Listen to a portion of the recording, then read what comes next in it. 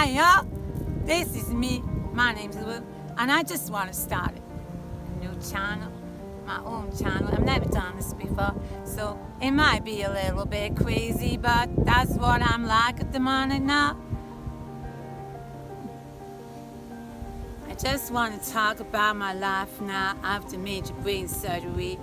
To just encourage anybody out there who's had it or having it or going to have it, or if anybody's just interested in people's lives or the brain or anything, or just in case you just wanted to do something because there's nothing else for you to do. So this is a bit of my story, and then if I feel like it, I might just carry on doing it. This is Waukesha. I'm pretty country. Wait, the sun's just shining a little bit through the clouds, and every cloud's got a silver lining. And that's my story. It all started in 2011 when I had a major epileptic seizure. Just watching TV with my husband, my lips went blue, I cannot breathe very well. I went completely unconscious and had several seizures on the way to the hospital. I was in intensive care for some time, and I remember a lot of this. All I remember was feeling like I was going to die, really. Pulling out the tubes and thinking, what's happening to me? This is crazy. Anyway, time went on, I got better, and I kept having seizures. Now, these seizures are come from part of my brain called the temporal lobe.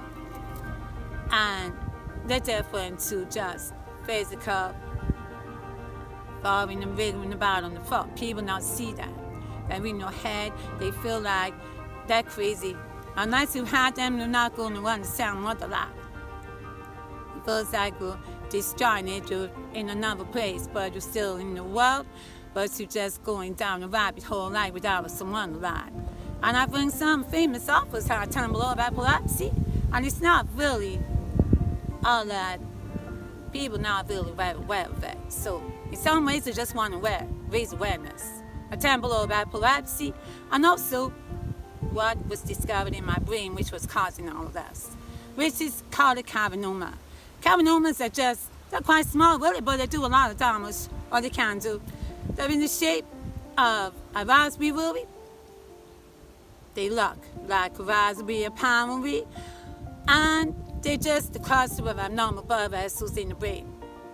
They can be caused by something that happens in the brain, or they can be death from birth, which is what I think was in my case.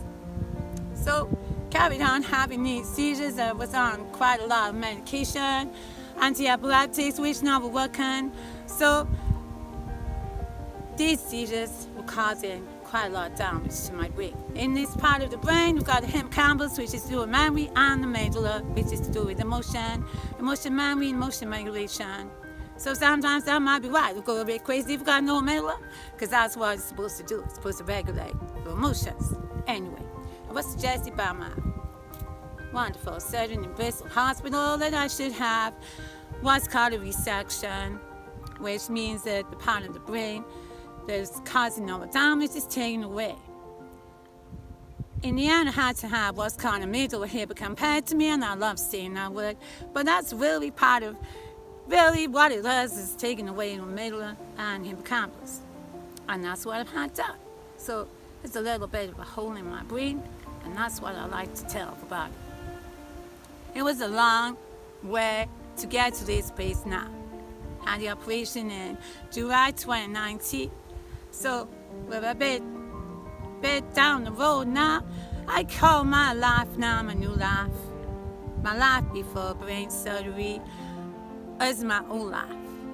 I'm quite familiar in a lot of ways to my family, but they really see a lot of difference, and so do I.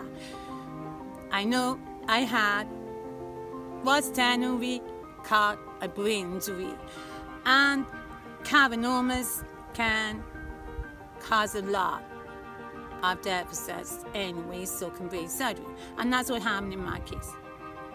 I had major epileptic seizure after the operation, complications, had stroke, like symptoms down my left side, and it took me quite a long time to regain my Walking the body, I'm a bounce, but I word on it, and now I can walk, I can run, I can bounce on the trampoline, I can do Zumba, which I love, and one of my goals is to be a Zumba instructor, and I just love being alive. My life was nearly taken away, and thank Jesus and to my family, I've just got to where I am now.